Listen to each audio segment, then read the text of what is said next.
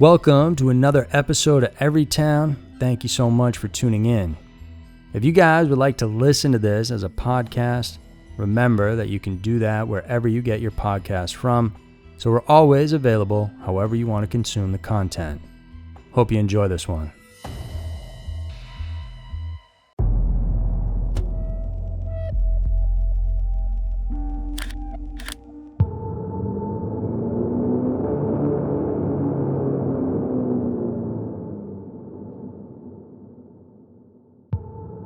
Every town has a dark side. Today we head to Warren, Massachusetts, where we learn about the disappearance and death of Molly Bish, which was the largest missing person search in Massachusetts history.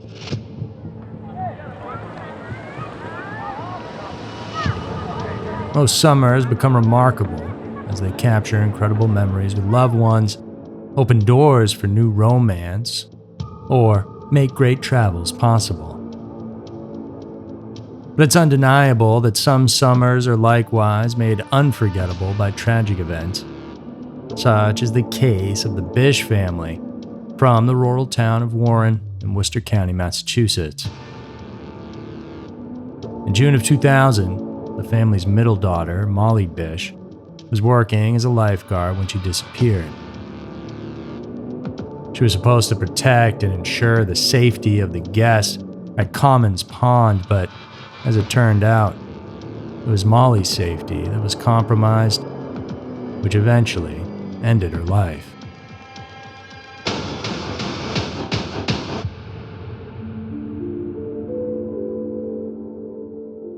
Hi, I'm Andrew Fitzgerald, and welcome to this week's episode of Everytown. In the summer of 2000, the disappearance of 16-year-old Molly Bish caused a stir in Massachusetts and launched a massive search operation. In fact, it was the largest the state had ever undertaken to locate a missing person. 3 years later, Molly's partial remains were discovered in neighboring Hampden County. Despite considering a number of suspects, though, and performing forensic tests, the gruesome murder of Molly is still an unsolved mystery after 2 decades.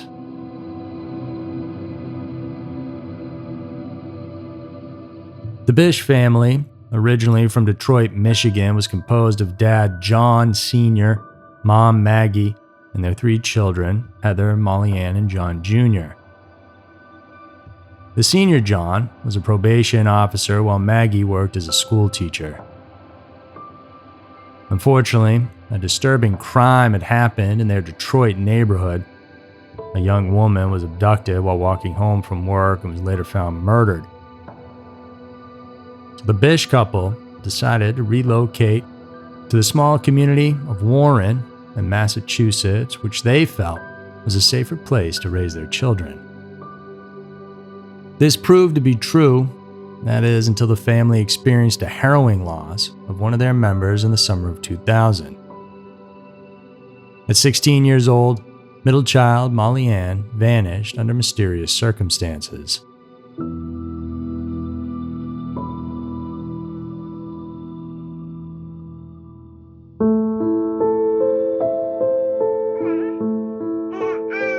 Born on August 2nd, 1983, Molly Bish was described by her family and friends as kind, outgoing, popular among her peers, with a bit of silliness that made her more interesting. She was an all-around student whose intellectual capacity landed her academic honors. Molly was also highly athletic and excelled in soccer, softball, and basketball at her local high school. One of her dreams was to get a job someday that would involve working with children. And she got a taste of that dream in June of 2000, which could have made that particular summer a significant one in her life. Not only did the attractive teenage girl with blonde hair and blue eyes find romance with one of her classmates, Steve Lucas, but Molly also got a summer job as a lifeguard at Comins Pond in Warren starting on June 19th. It was a job her brother, John Jr., had previously held for 3 years. According to Molly's mom, Maggie, Molly was very proud to be a lifeguard. She worked very hard for that, and she did get this position at Comins Pond. It's a beautiful location, but it's surrounded by woods, and it is somewhat isolated. Maggie would drive her daughter to work at the pond, and she did the same on June 26th.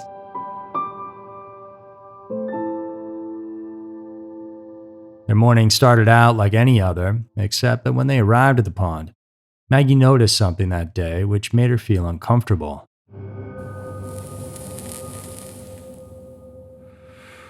The mother of 3 saw a mustached man smoking while sitting on his white chair, which he parked in the lot in the beach near where Molly's lifeguard post was situated. He was watching, if not glaring at Molly. Maggie said, "I looked at this man. He doesn't nod and greet me, and I just felt uneasy. I did not want to leave Molly with this man." The protective mother accompanied her daughter all the way down to the beach and helped her set up her station. She expected the suspicious stranger to be gone when she got back to the parking lot. After all, it was a reasonable amount of time that she had been gone from her car and down at the beach. But when she got back, the man was still there, sitting in his car when Maggie returned, and this upset her. So I lock eyes with him. I am giving him a stare, trying, I guess, to maybe scare him away. He returns the stare and just boldly stares at me, just cocky as hell. He just squinted his eyes and he stared at me and just kept smoking, and he didn't seem to care, the anxious mother further said. Maggie stood her ground, though, and waited for the man to leave in order to dissipate the fear that she felt for Molly.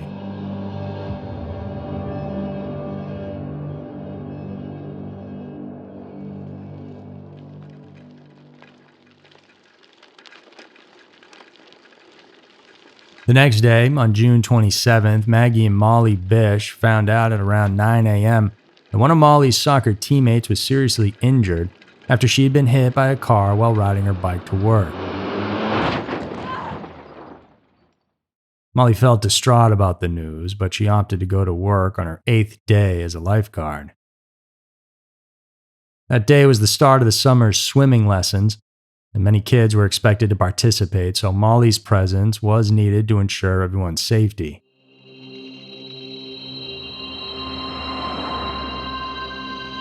Maggie drove Molly to work as usual, and at around 9:50 a.m., they stopped by a convenience store and bought some bottled water.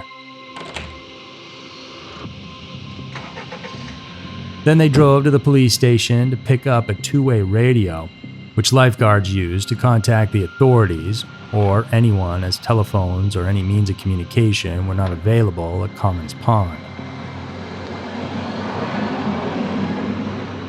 They reached the pond then at around 10 a.m., and Maggie didn't notice any sign that the suspicious man she had seen the previous day was around. Then, minutes after Maggie left, enrollees in the swimming lesson started to arrive. A mother of one of the swimmers noticed that there was no lifeguard present, although it looked like the station had been set up by one. She noticed the first aid kit was wide open, a backpack was on the bench, a towel draped over the chair, and a pair of sandals was lying in the sand by the chair. The swimming lessons had already started, yet there was no lifeguard on duty. It was assumed that Molly, being 16 years old, had walked off perhaps with some friends. One of the moms assumed the position of the lifeguard during the swimming lessons. Afterwards, she informed Parks Commissioner and Molly's boss, Ed Fedd, about it. At 11:44 a.m., with still no sign of Molly, Ed called the police to let them know Molly was missing. However, the Warren Police Department didn't take the report seriously and assumed that Molly had ditched work to hang out with friends. When the girl still hadn't returned to her post by 1 p.m., the police then finally notified her parents. Maggie called her eldest daughter, Heather, to inform her of the situation, and both women believed that something was terribly wrong, so they met at the police station, where they were told there was nothing to be concerned about. According to the authorities, Molly was probably upset about her friend being hurt and had gone to blow off some steam. But Maggie and her daughter didn't believe that Molly would have abandoned her lifeguard duties to be with her friends because it was completely out of character for her. Maggie and Heather set to work looking for their missing family member. They checked if anyone had visited her injured friend at the hospital and learned that Molly hadn't visited her.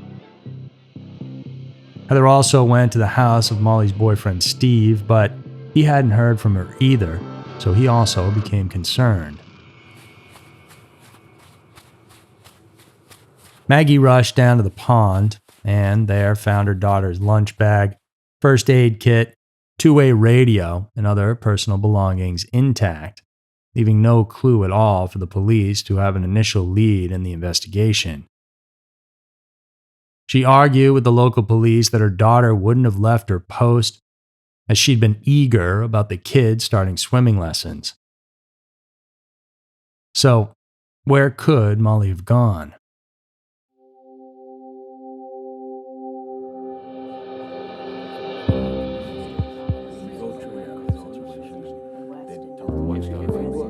The local police officers discussed the matter with the Bish family, and finally afterwards, authorities began to realize that something serious may be wrong. Since they had limited experience working on missing persons cases, the Warren police asked the Massachusetts State Police for help. Upon being brought in, the state police wondered if Molly had possibly drowned in the pond, something her family immediately refuted as she was a very strong swimmer. This upset Molly's brother, John Jr., who ran into the water in search for his sister, only to be pulled out by authorities.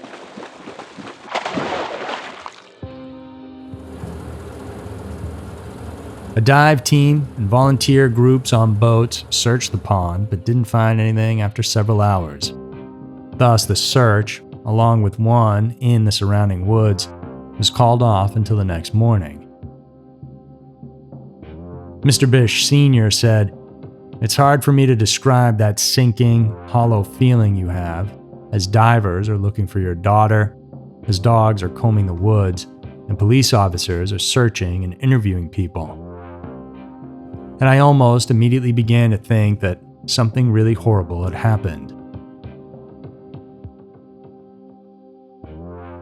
An even larger search mission was conducted starting at 6 a.m.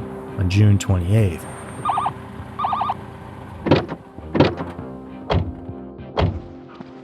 Law enforcement deployed all units, including a helicopter with infrared imaging and a mounted unit. Residents of Warren also initiated their own search parties, and businesses printed and posted missing persons flyers on their storefronts.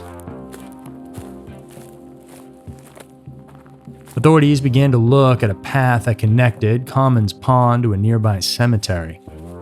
In their mind, it was possible that Molly's abductors had exited the area through this path without being seen by other people. They surmised that since the first aid kit was open, someone could have pretended getting injured to sought the aid of Molly. And as the kidnapper was getting help, he then snatched her away. This theory suddenly ignited Maggie's memory about the suspicious man she had seen at the pond the previous day, and that he could have been Molly's abductor. She recounted in detail to the state officers her encounter with the stranger. But on the day that Molly vanished, Maggie didn't see the man when she dropped her daughter off at the pond. Instead, there was a truck unloading sand for the beach. Maggie said, When I saw the sand truck, I realized that they were businessmen in town, and I felt that I could leave Molly and it would be okay. The investigation then focused on the unknown man in that white car. The sand truck driver had seen a similar car in the parking lot just moments before Molly and Maggie arrived on June 27th. A cemetery worker also noticed a white car later that morning. There is a path that leads from the graveyard to the swimming hole.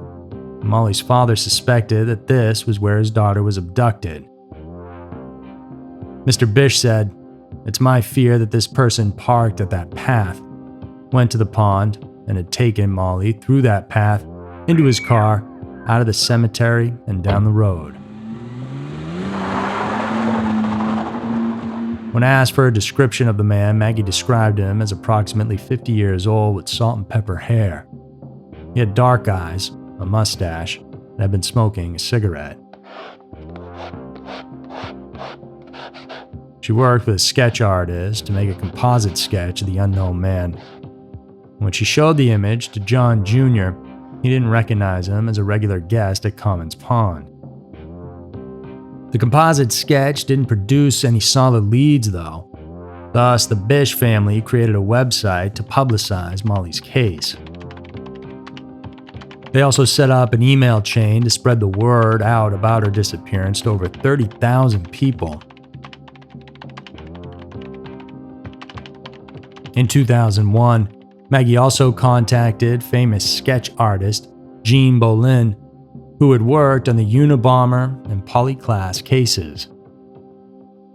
She agreed to make a composite of Molly's possible abductor, and the two met at a local bed and breakfast.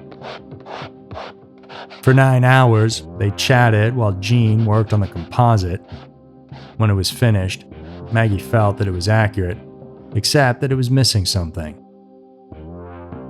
She asked Jean to update the drawing to include the man holding a cigarette.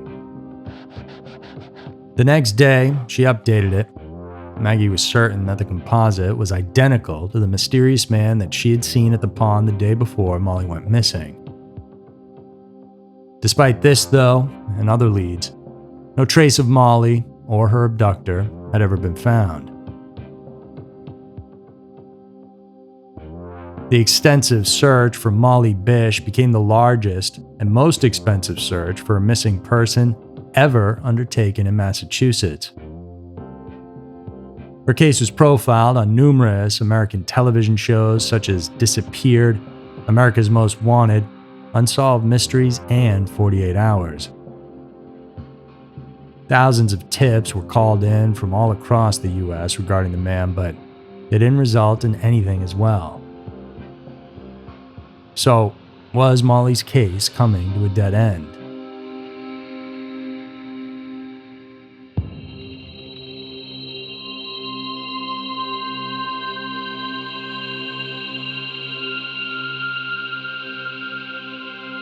Since they had no solid evidence to work on Molly Bish's case, police came up with theories. One was that she could have voluntarily left, as there were reported sightings of the girl all around the country. But Molly's family firmly believed she wouldn't have left without telling them. Another was that she knew her attacker. While her boss and her boyfriend were initially considered persons of interest, the former had an alibi, and the latter, while uncooperative with the investigation, passed a polygraph test. Hoping to uncover some new leads, investigators then looked into the area's sex offenders. Several were called in for polygraph tests, and some showed signs of deception. In May of 2003, 2 unrelated tips then came in, saying Molly had been sighted in Miami, Florida. Investigators were prepared to go down to Florida when they received another tip from a retired cop who believed Molly's disappearance was related to the 1993 abduction and murder of another young girl, Holly Parainen. While Holly and her brother were visiting their grandmother in Sturbridge, Massachusetts, She disappeared, and only her shoe was ever found. During the investigation into Holly's disappearance, it was discovered that Molly Bish wrote to the Paranen family, saying that she had hoped Holly would return home safely. However, hunters found Holly's remains in the woods near where she went missing. Her killer was never identified. Given that both Holly and Molly were blonde and blue-eyed, were taken from isolated areas, and were in close proximity to one another, investigators looked into the possibility that the person who murdered Holly likewise kidnapped Molly. Hunters from the local area were interviewed, with one saying he'd seen something suspicious months earlier, but at the time had thought nothing of it. He pointed investigators to a wooded area in Palmer, Massachusetts, where authorities discovered a piece of cloth that appeared to be part of a blue bathing suit, the same color as the one Molly was wearing when she disappeared. It was then sent away to have DNA tests performed on it. Upon discovering the piece of cloth, a massive search was done, covering over 500 acres. 6 days into it, DNA testing proved Molly owned the bathing suit.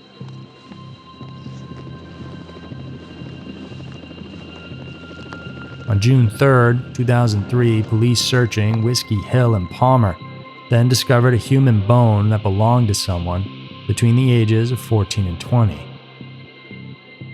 Succeeding explorations recovered a total of 26 more bones, which DNA testing confirmed to be Molly's. However, the search brought up no evidence that would point investigators to her actual killer.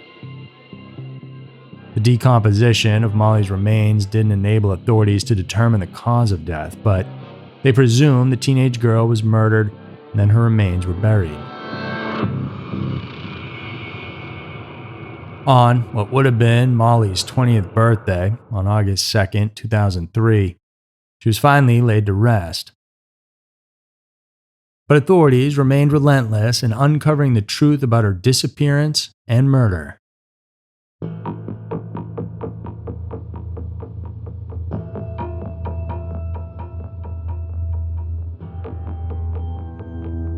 The disappearance and eventual discovery of Molly Bish's remains was a high-profile, sensational case. Thus, investigators inevitably tagged some shady characters in their list of suspects. Police believe their suspect to be a white male, aged between 18 and 50 years old, known to the area through either hunting or fishing, and most likely had a history of violence against women. In 2005, a Connecticut resident charged with attempted kidnapping in Connecticut was briefly under investigation in connection with the case.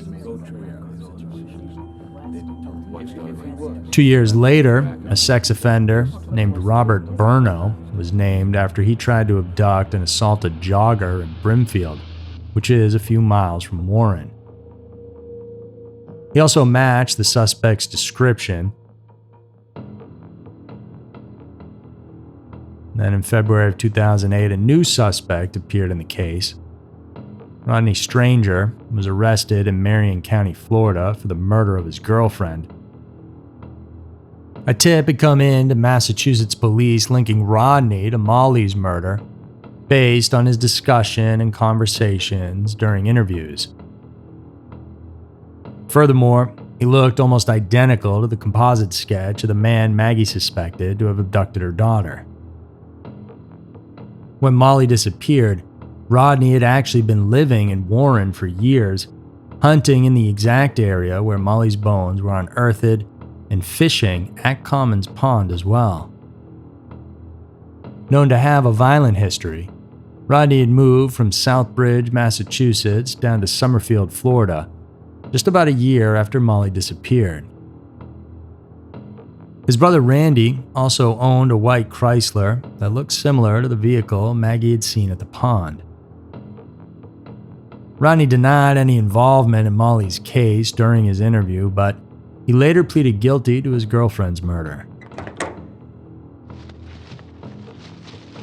When authorities searched his home after his dead girlfriend's sister claimed she found suspicious materials, they found Rodney's Massachusetts-issued firearms ID. Based off of this photo, he looked even more similar to the mystery man that Maggie had seen at the pond. He was also questioned about his involvement in the 1993 abduction and murder of Holly Perrinan, but said he had nothing to do with it, so he wasn't charged either. Forensic evidence eventually connected a deceased man named David Paulette to Holly's murder, and Rodney Stranger is currently serving a 25-year jail sentence for murdering his girlfriend. In November of 2011, private detective Dan Malley named Gerald Battistoni, aka Confidential Informant Number 62 for the Eastern Hampden County Narcotics Task Force, as a suspect in Molly's death. He also resembled a composite sketch of Molly's alleged abductor and had been in the area where her remains were found. Gerald was then serving time in prison for repeatedly raping a teenage girl in the early 90s. When he was identified as an alleged suspect in the deaths of Molly and Holly, Gerald attempted to commit suicide, and he eventually died in November of 2014.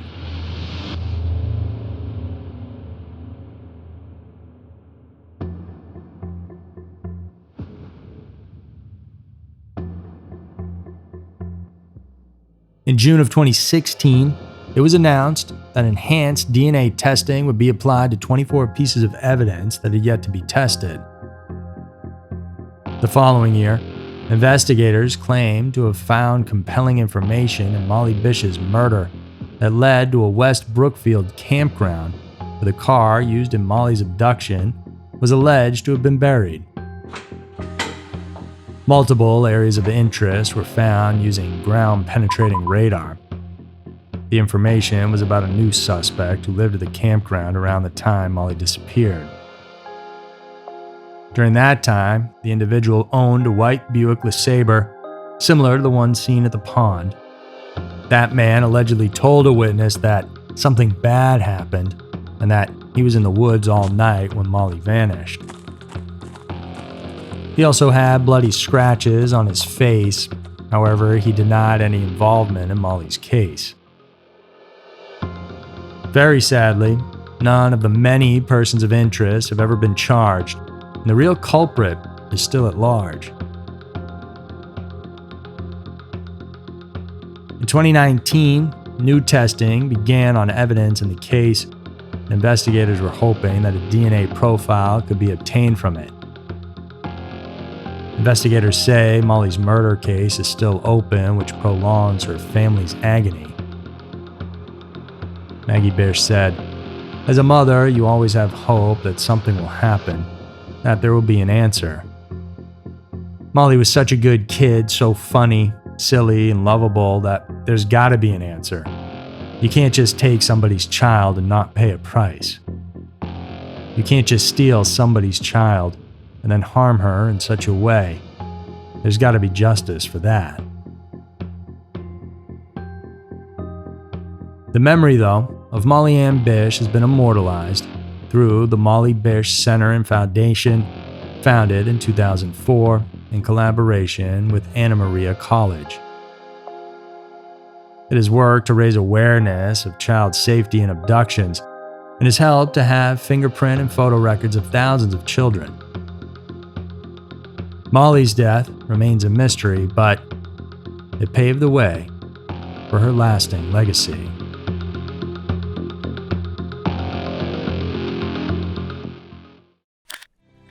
Thanks so much for tuning in. If you enjoyed this video, then check out some of our other creepy stories on the right, and remember to subscribe.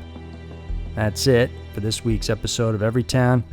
Tune in next week for another one filled with scary, strange, and mysterious stories, because who knows, maybe your town will be next.